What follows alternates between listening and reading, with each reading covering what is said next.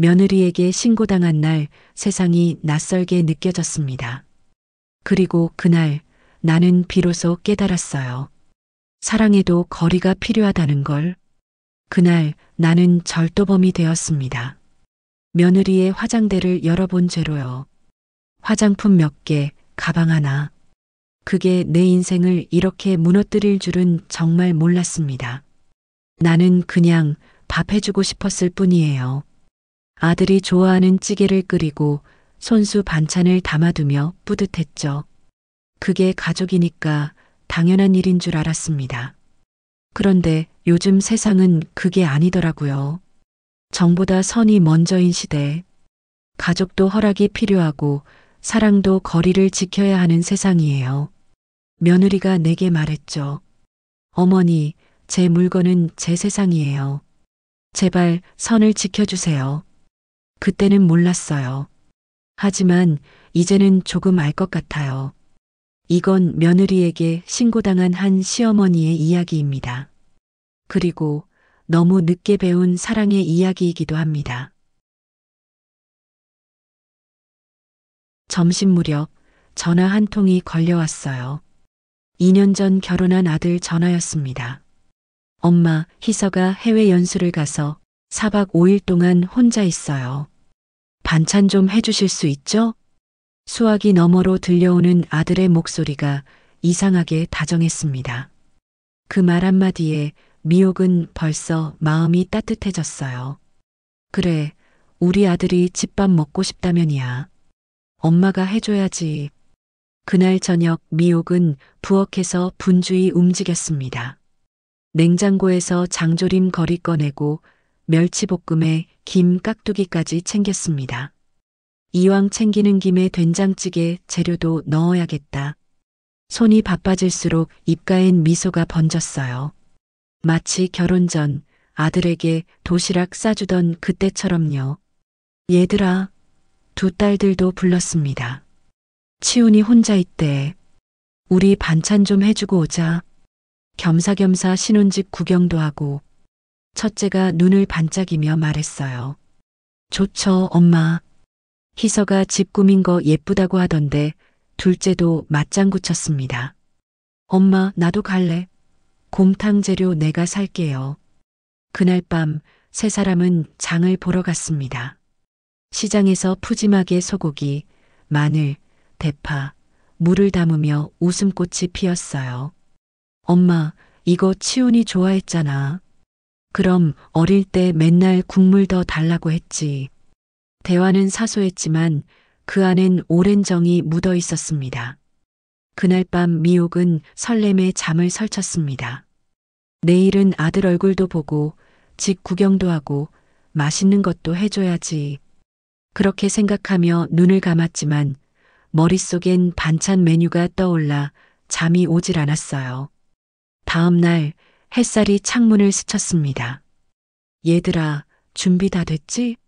새 모녀는 장바구니를 가득 들고 아들 집으로 향했습니다. 현관문을 여는 순간 은은한 향수 냄새가 퍼졌습니다. 첫째가 감탄했어요. 와, 냄새부터 다르네. 역시 신혼집은 다르다. 둘째도 웃으며 말했습니다. 언니, 나 이런 향 좋아. 고급지다. 미옥은 천천히 둘러봤어요. 우리 희서 손끝이 보이네. 깨끗하고 예쁘게 해놨네. 서둘러 주방으로 가서 냉장고 문을 열었습니다. 텅 비어있는 반찬통 몇 개, 시든 상추 한 봉지. 미옥은 웃으며 중얼거렸어요. 이래서 내가 와야지. 우리 치훈이 혼자선 아무것도 못해. 세 사람은 앞치마를 두르고 부엌을 장악했습니다. 찌개 끓이고 멸치 볶고 고기 굽는 냄새가 온 집안에 퍼졌어요. 엄마, 여기 간장 좀 더 넣을까? 응, 조금만. 그래야 짭짤하지. 화기애애한 분위기 속에서 반찬이 차곡차곡 완성됐습니다. 냄비 안에서 김이 모락모락 오르고 찌개 냄새가 거실로 번졌어요. 엄마, 치훈이 이거 보면 울겠다. 첫째의 말에 미옥은 미소를 지었습니다. 그래, 그놈은 집밥이 제일 좋다고 했어. 희서가 아무리 요리를 잘해도 엄마 손맛은 못 따라간다고 하더라니까. 두 딸이 동시에 웃었어요. 그건 무조건 엄마 자랑이지. 미옥은 괜히 어깨가 으쓱했습니다. 그래도 내가 아직은 필요하구나. 식탁에 음식을 가지런히 올려놓고 장을 봐온 곰탕 재료를 꺼냈습니다. 이건 시간 좀 걸리니까 끓여놓자.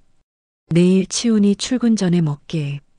냄비에 고기와 대파, 무, 마늘이 들어가며 육수 냄새가 집안을 채웠습니다. 그 순간만큼은 모든 게 평화로웠어요. 엄마, 집 되게 좋아요. 나 결혼하면 이런 집 살고 싶다. 그럼 너도 얼른 시집가. 언제까지 집에 있을 거야? 엄마, 나 결혼 생각 없어요. 딸들이 투닥거리며 웃었어요. 그 웃음소리를 들으며 미옥은 잠시 하늘을 봤습니다. 그래, 이런 게 가족이지, 이런 게 행복이지. 하지만 몰랐습니다. 그날 끓이던 곰탕 냄비 속 김처럼 조용히 끓어오르던 오해가 며칠 뒤 그녀의 삶을 송두리째 바꿔버릴 줄은 말이죠. 곰탕을 다 끓였을 무렵 부엌에는 고소한 냄새가 가득했습니다.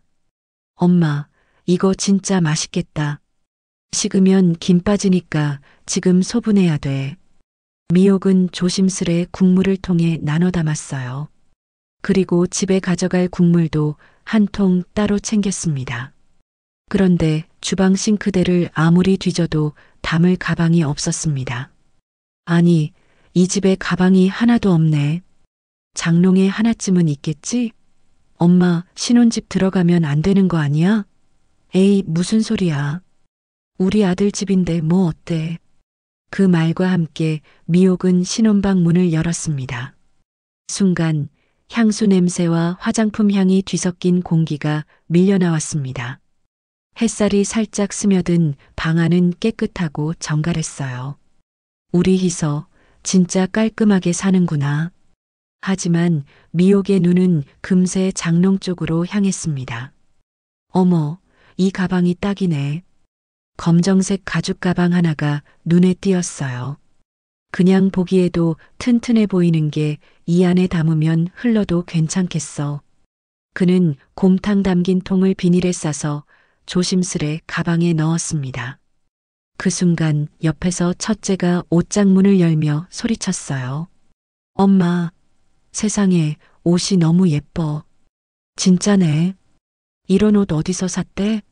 둘째도 눈이 반짝였습니다. 나 이거 한번 입어볼래. 좋아하는 딸들을 보면서 미옥도 입가에 미소가 번졌습니다. 순간 방 안에는 웃음소리가 가득 퍼졌어요. 첫째는 하늘색 원피스를 들고 거울 앞에 섰고 둘째는 진주 귀걸이를 귀에 걸며 깔깔 웃었습니다. 야, 이거 나한테 찰떡이다.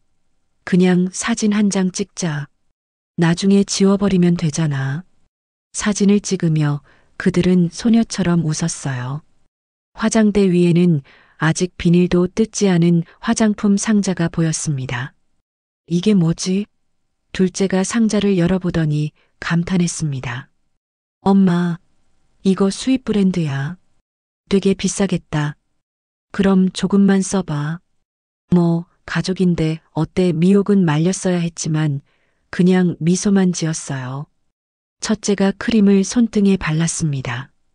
와, 이거 촉촉하다. 둘째는 립스틱을 열어 거울을 보며 발라봤어요. 색 진짜 예쁘다. 나 이거 하나 사야겠어. 그러곤 자기 가방에 넣었습니다. 미옥은 그 모습을 봤지만 굳이 말리지 않았어요. 늘 그래왔으니까요. 누나들은 장난처럼 서로의 물건을 공유했고 그건 가족의 일상처럼 익숙했습니다. 자, 이제 치운 오기 전에 정리하자. 그들은 옷을 다시 걸고 화장품을 제자리에 두었습니다. 단 하나의 립스틱과 크림만 빼고요. 거실로 나오자 달콤한 과일 냄새가 났습니다. 첫째가 포도를 꺼내며 말했어요. 엄마, 이 집 진짜 살기 좋다. 둘째가 맞장구 쳤습니다. 우리도 이런 집에서 살면 좋겠어요. 미옥은 웃었습니다. 너희도 이사 가면 되지. 다만 착하게 살아야 해. 그 말에 셋 다 웃었어요. 아무도 몰랐습니다. 그 웃음이 얼마나 짧은지, 그 평화가 얼마나 쉽게 깨질 수 있는지. 그날 밤 미옥은 아들에게 전화를 걸었습니다. 치훈아, 엄마 다녀왔어. 반찬도 해놨고 곰탕도 끓여놨어. 엄마 고생하셨네요. 희서도 좋아할 거예요. 그래, 우리 며느리 고생 많지. 엄마가 집 좀 치워놨으니까 편할 거야. 미옥은 뿌듯했습니다. 그래, 오늘 하루 참 잘 보냈어. 오랜만에 웃고, 오랜만에 딸들이랑 수다 떨고. 그날 저녁, 새 모녀는 집으로 돌아왔습니다. 그들의 가방엔 소분한 곰탕과 누나가 챙긴 립스틱 하나, 크림 하나가 들어 있었어요. 엄마, 희서 알면 뭐라 하겠죠? 에이, 뭘 그래. 가족끼리인데. 미옥은 별일 아니라는 듯 말했습니다. 우리가 남이야? 가족인데 가족끼리 서로 좀 만지고 쓰는 게 뭐 어때? 그 말에 딸들은 웃었습니다. 하지만 그 말이 며칠 뒤 그녀를 절도범으로 만들 줄은 누구도 몰랐습니다. 며칠 전 그날을 떠올리면 아직도 냄새가 남아 있습니다. 곰탕이 끓던 냄새, 딸들이 웃던 소리, 그리고 그 웃음이 죄가 될 줄은 그땐 정말 몰랐어요. 그날 집으로 돌아와 앉아 있는데 부엌엔 아직도 손끝에 스민 마늘 냄새가 났습니다. 하지만 오늘은 진짜 뿌듯하다. 그 말이 절로 나왔어요. 딸들도 웃으며 맞장구 쳤습니다. 엄마, 오늘 하루 완벽했어요. 치훈이도 희서도 분명 좋아할 거예요. 그럼 좋아하지. 내일쯤 전화 오겠지. 엄마 고마워요 하겠지. 미옥은 그렇게 믿었습니다. 그날 밤 오랜만에 숙면을 취했어요. 손끝이 얼얼할 만큼 반찬을 만들었지만 마음은 가벼웠습니다. 자식 걱정 덜고 며느리에게도 도움을 줬다는 뿌듯함이 있었거든요. 그로부터 사흘 뒤 시장에서 장을 보고 돌아오던 중 휴대폰이 울렸습니다. 서초 경찰서입니다. 혹시 박미옥 씨 맞으십니까? 순간 다리가 덜컥 풀렸어요. 예, 경찰서요? 며느리분이 신고를 하셨습니다. 순간 귀가 멍해졌습니다. 신고요? 저희 며느리가요? 무슨 일인데요? 절도 혐의로 조사에 협조해 주셔야 합니다. 그 말을 듣는 순간 세상이 하얗게 멀어졌습니다. 사람들의 목소리도 장바구니 부딪히는 소리도 들리지 않았어요. 손에 들고 있던 파봉지가 바닥에 떨어졌습니다. 절도라니 무슨 소리예요? 목소리가 떨렸습니다. 며느리분께서 화장품, 립스틱, 가방 등이 없어졌다며 신고하셨어요. 그날 방문하신 게 맞으시죠? 그날, 그 단어 하나가 머릿속을 파고들었습니다. 며칠 전 곰탕을 나눠 담으며 가방을 찾던 그 순간, 딸들이 웃으며 옷을 입어보고 립스틱을 바르던 장면이 스쳤어요. 아니야, 훔친 게 아니야. 그냥 가족끼리였잖아. 가족끼리 그 정도도 안 돼? 가슴이 덜컥 내려앉았습니다. 아니요, 우리 그런 의도 없었어요. 그냥 써보고 그대로 두었어요. 자세한 건 오셔서 말씀해 주십시오. 전화를 끊자 손이 떨렸습니다. 들고 있던 휴대폰이 바닥에 떨어졌어요. 그 소리가 유난히 크게 울렸습니다. 집에 들어서자 딸들이 놀라며 달려왔습니다. 엄마, 왜 그래요? 희서가 우리 신고했대. 순간 공기가 얼어붙었습니다. 뭐라고요? 경찰서에서 전화 왔어. 절도 혐의래. 첫째가 믿을 수 없다는 듯 소리쳤어요. 그럴 리 없어요. 희서가 그렇게까지 하겠어요? 둘째는 입술을 깨물며 말했습니다. 엄마, 혹시 화장품 때문이래요? 미옥은 대답 대신 손으로 얼굴을 감쌌습니다. 그걸 왜 가져왔을까? 내가 그때 말렸어야 했는데. 그녀의 목소리가 떨렸습니다. 가족인데 가족끼리 그런 게 뭐가 잘못이야 하지만 말끝은 힘없이 흩어졌습니다. 스스로도 확신할 수 없었어요. 그날 밤 미옥은 잠을 이루지 못했습니다. 눈을 감으면 며느리의 얼굴이 떠올랐습니다. 늘 얌전하고 고개 숙이며 인사하던 그 아이가 이제는 싸늘하게 돌아서 있는 것 같았어요. 희서가 나를 그렇게 봤구나. 남처럼 도둑처럼. 가슴이 철렁 내려앉았습니다. 억울하고 서러웠습니다. 그녀는 차가운 부엌 의자에 앉아 멍하니 벽시계를 바라보았습니다. 나는 그냥 밥 해주고 싶었을 뿐인데 그 말이 혼잣말처럼 새어나왔습니다. 목끝이 메었고 눈가가 뜨거워졌어요. 누군가 들었다면 울음처럼 들렸을 겁니다. 경찰서 문을 열자 차가운 공기가 얼굴을 때렸습니다. 유리문 안쪽, 차가운 바닥. 미옥은 덜덜 떨리는 손으로 가방 끈을 쥐었습니다. 이게 뭐라고 경찰서까지 와야 하니 그냥 오해라니까. 입에서는 그렇게 말했지만 심장은 귀 옆에서 쿵쿵 소리를 냈습니다. 조사실 문이 열리자 그 안에는 희서가 앉아 있었습니다. 그녀의 얼굴은 차갑고 눈빛은 매서웠어요. 그 단정한 머리와 굳은 인매는 이제 더 이상 며느리의 표정이 아니었습니다. 한 사람의 피해자 혹은 판사 같았죠. 어머니 오셨네요. 그녀의 말투는 딱딱했고 눈 하나 깜빡이지 않았습니다. 희서야, 이게 다 무슨 일이야? 절도라니, 그게 무슨 말이니? 그날 제 방에 들어오셨죠. 가방이 필요해서 잠깐만. 그리고 제 화장품도 쓰셨죠. 그게 뭐가 어때서 그깟 거 한 번 바른 게. 그깟 거요? 희서가 미묘하게 웃었습니다. 그 웃음은 조소에 가까웠습니다. 그깟 거요?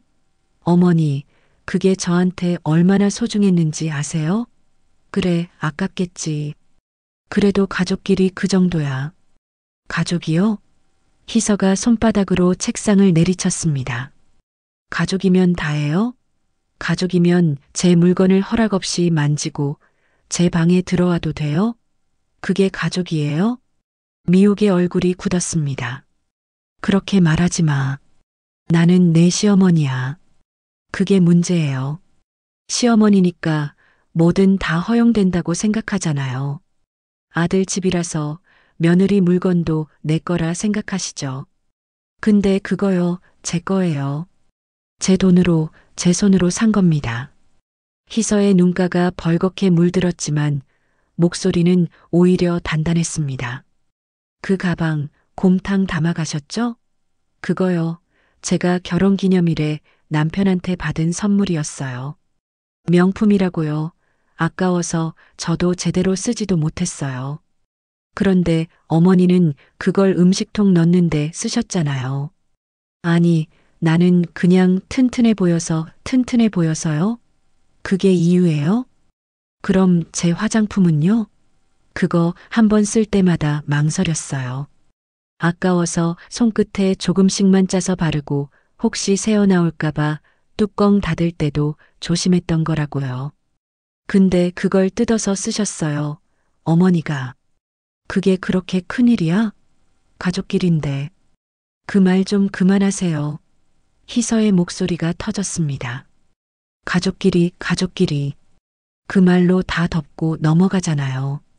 그 말 뒤에 숨어서 남의 물건도, 남의 인생도 함부로 넘어요. 어머니 세대는 정이라고 하겠죠. 근데 저희 세대는 그게 침범이에요. 조사실 공기가 일순간 멎었습니다. 딸들이 뒤에서 미묘한 한숨을 쉬었지만 미옥은 들리지 않았습니다. 그녀의 얼굴은 창백했고 손끝이 차가웠어요. 희서야, 난 너 미워서 그런 거 아니야. 그냥 내가 고생하니까 잘 챙겨주고 싶었을 뿐이야. 제가 언제 챙겨달라고 했나요? 챙겨주고 싶다는 마음으로 남의 물건을 만지는 게 용서될 순 없어요. 그건 배려가 아니라 간섭입니다. 사람마다 자기 선이 있는 거예요. 그게 엄마와 자식이라 할지라도요. 선을 지켜달라. 미옥의 목소리가 떨렸습니다. 희선은 눈을 마주치며 또박또박 말했습니다. 네, 제 인생엔 제 선이 있어요. 아무리 어머니라도 그 선을 넘으면 그건 존중이 아니라 폭력이에요. 그 한마디에 미옥의 가슴이 철렁 내려앉았습니다. 폭력이라고 내가? 희서가 의자를 밀치며 일어났습니다. 저 더 이상 하고 싶은 말 없어요. 그녀는 서류를 밀어놓고 돌아섰습니다. 그때야 미옥의 눈에서 눈물이 터졌습니다. 희서야, 그럼 나보고 이제 뭘 어쩌라는 거니? 가족이란 게, 정이란 게 이렇게 무서운 말이 됐구나. 정이요? 전 그 정 때문에 너무 지쳤어요. 이제는 제 인생에 들어오지 마세요. 그녀는 그렇게 말하고 문을 박차고 나갔습니다. 닫히는 문소리가 유난히 크게, 냉정하게 울렸습니다.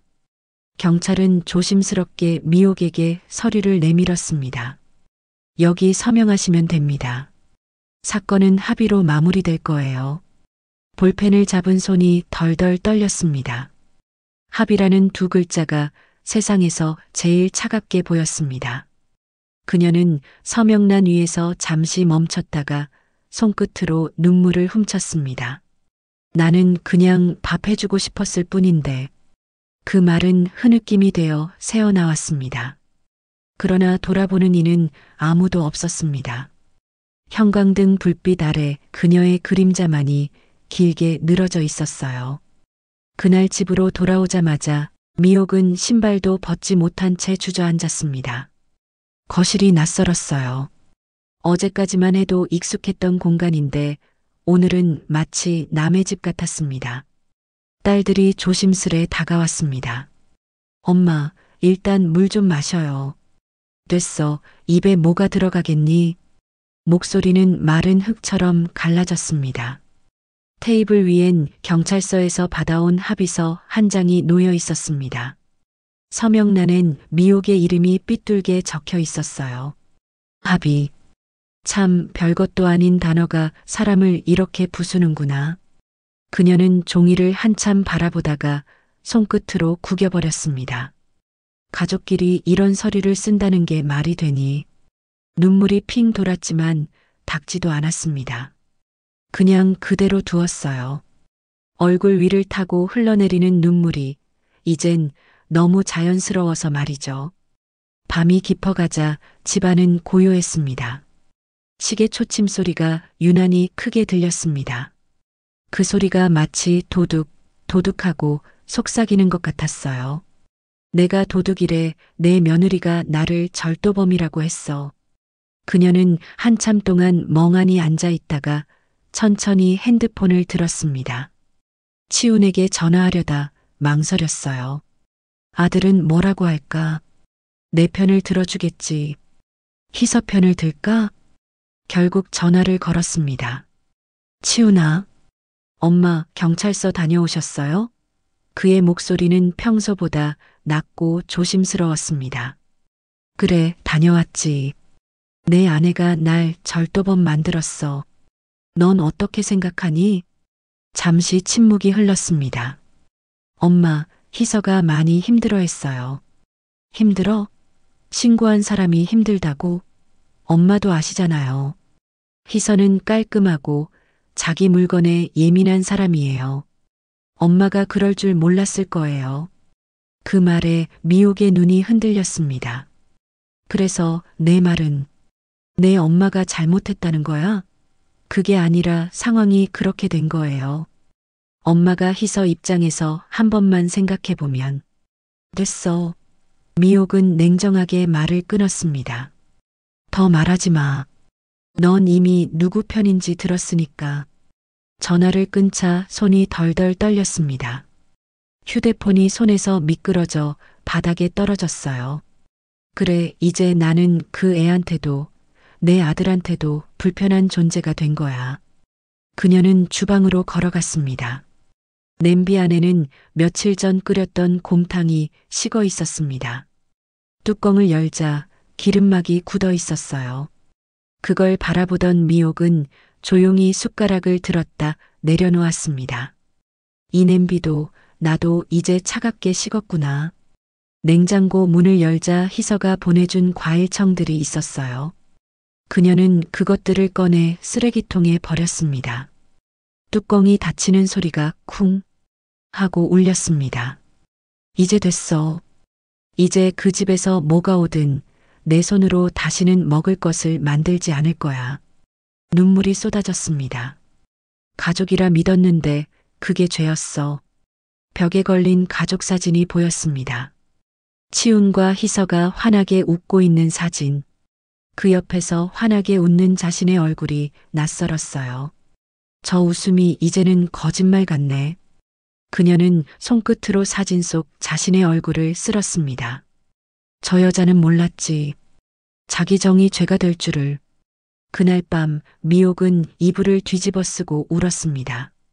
목이 쉬도록, 가슴이 아프도록, 소리 죽여 울었어요. 아무도 듣지 못하게. 나는 그냥 밥 해주고 싶었을 뿐인데. 그게 그렇게 큰 죄였니, 희서야. 새벽이 되자 창밖에서 새소리가 들렸습니다. 밤새 흐른 눈물이 이불에 번져 있었어요. 그녀는 이불을 덮은 채 마치 자신이 세상에서 사라진 사람처럼 조용히 누워 있었습니다. 그때 휴대폰이 울렸습니다. 치훈이었습니다. 잠시 망설이다가 전화를 받았습니다. 엄마 괜찮아요? 괜찮다. 희서가 미안하다고 전해달래요. 미안하대? 응. 너무 감정적으로 행동한 것 같다고. 미옥은 말이 없었습니다. 눈가가 다시 뜨거워졌습니다. 그래, 알았다. 그 애한테 나 같은 사람에게 미안해 할 필요 없다고 전해줘. 엄마 난 이제 너네들 집 갈 일 없을 거다. 아니, 다시는 안 가. 내 손으로 끓인 음식이 이제는 죄가 되는 집이니까. 그녀는 그렇게 말하고 전화를 끊었습니다. 그리고 한참 동안 멍하니 희서의 목소리를 떠올렸습니다. 선을 지켜주세요. 저랑 어머니 사이는 그게 필요해요. 그 한마디가 다시 귓가를 때렸습니다. 그녀는 무릎을 끌어안고 속삭였어요. 그래, 이제는 선을 지켜야겠지. 다신 그 선을 넘지 않으마. 그녀의 눈동자엔 피곤한 슬픔이 고여 있었고 그건 단순한 눈물이 아니었습니다. 평생을 살아오며 처음 느껴보는 단절의 눈물이었습니다. 며느리 집을 나선 그날 이후 나는 다시는 그 문을 두드리지 않았습니다. 전화도 메시지도 아무것도요. 식탁 위엔 며칠째 그대로인 곰탕 한 통이 있었어요. 식은 기름막이 떠있는 그 냄비를 바라보다가 문득 며느리의 화장대가 떠올랐습니다. 환하고 고운 색의 병들. 그 아이가 손끝으로 다듬던 그 세계. 그게 잘못된 줄 몰랐어요. 그냥 새로 사주면 되는 줄 알았어요. 하지만 아니더라고요. 그건 그 애의 하루였어요. 내가 함부로 손댄 건 물건이 아니라 그 아이의 세상이었어요. 그날 경찰서 하얀 불빛 아래에서 희서가 내 눈을 똑바로 보던 얼굴이 아직도 선명합니다. 울지도 떨지도 않던 그 얼굴. 그저 단호했어요. 어머니, 제 물건을 제 허락 없이 만지지 말아주세요. 제발 선을 지켜주세요. 그 한마디에 가슴이 철렁 내려앉았습니다. 처음엔 분노였죠. 가족끼리 무슨 선이냐, 며느리가 어른한테 그게 무슨 말버릇이냐 싶었습니다. 하지만 며칠이 지나니 그 말이 자꾸 귓가에 맴돌았어요. 선을 지켜주세요. 어느 순간 그 말이 부탁처럼 들렸습니다. 나도 내 삶을 지키고 싶어요. 그런 외침처럼 들렸어요. 그래요, 나는 몰랐어요. 내가 믿어온 세상은 정이었거든요. 정이 있으면 다 괜찮은 줄 알았어요. 가족이면 손대도 나눠도 가져가도 괜찮다고 믿었습니다. 그게 내 세대의 사랑이었으니까요. 하지만 요즘 세상은 다르더라고요. 정보다 선이 먼저고 가까움보다 거리가 더 필요한 시대였어요. 나는 그걸 너무 늦게 배웠습니다. 며느리가 절도죄로 나를 신고했을 때 솔직히 세상이 무너지는 줄 알았어요. 그런데 지금은 조금은 이해가 돼요. 그 아이도 두려웠을 거란 걸요. 누군가 자신의 영역을 함부로 건드렸다는 그 불편함. 그 감정을 나는 너무 가볍게 여겼던 거예요. 그날 밤 불 꺼진 거실에서 나는 조용히 화장대를 닦으며 중얼거렸습니다. 아들이 내 손을 떠난 이상 마음까지 비워야 한다고요. 그게 부모가 할 마지막 일이더라고요. 창밖엔 바람이 불었습니다. 나뭇잎이 스치는 소리가 들렸어요. 이젠 누가 내 곁에 없어도 이 고요가 그렇게 낯설진 않습니다. 희서의 목소리가 머릿속에 맴돌았어요. 어머니, 제 물건을 제 허락 없이 만지지 말아주세요. 그 말이 이제는 차갑지 않았어요.